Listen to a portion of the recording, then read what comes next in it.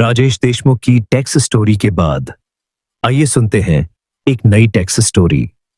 रोहन और रहस्यमयी tax status का मामला। रोहन कपूर एक सॉफ्टवेयर इंजीनियर था जिसके पास फ्रीक्वेंट फ्लायर माइल्स से भरा सूटकेस और पासपोर्ट पर मुहरों से भरा कैलेंडर था।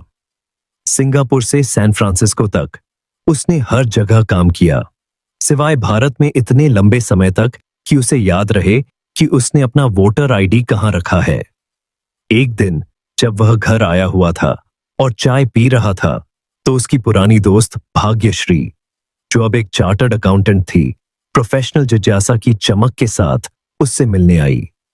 भाग्यश्री, तो मिस्टर ग्लोबल सिटीजन, क्या आपको नए इनकम टैक्स एक्ट 2025 के तहत अपना रेजिडेंशियल स्टेटस पता है?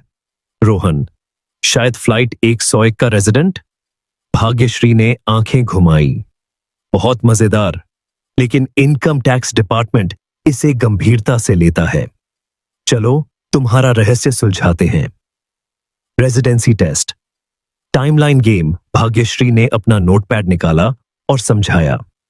बेसिक नियम, अगर आप फाइनेंशियल ईयर में 182 दिन या उससे ज्यादा भारत में रहे हैं तो आप रेजिडेंट हैं। नहीं तो चेक करें कि आप मौजूदा साल में कम से कम 60 दिन और पिछले 4 सालों में कुल मिलाकर 365 दिन रहे हैं। अगर हां, रेजिडेंट। अगर नहीं, नॉन रेजिडेंट। रोहन ने उंगलियों पर गिना। वह पिछले साल सिर्फ 90 दिन और पिछले 4 सालों में कुल मिलाकर लगभग 200 दिन भारत में रहा था। बधाई हो, भाग्यश्री मुस्कुराई। आप नए एक्ट के तहत आधिकारिक तौर पर एक नॉन रेजिडेंट इंडियन NRI हैं। रोहन भी मुस्कुराया। तो अब कोई टैक्स की परेशानी नहीं? भाग्यश्री ने नाटकीय ढंग से सिर हिलाया। इतनी जल्दी नहीं Sherlock. Tax twist. Non resident क्या पेमेंट करते हैं?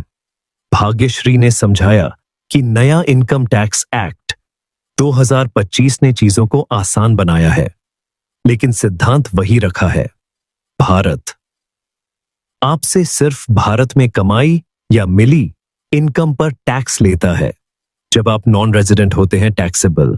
भारत में किए गए काम के लिए सैलरी, भले ही विदेश में पेमेंट किया गया हो।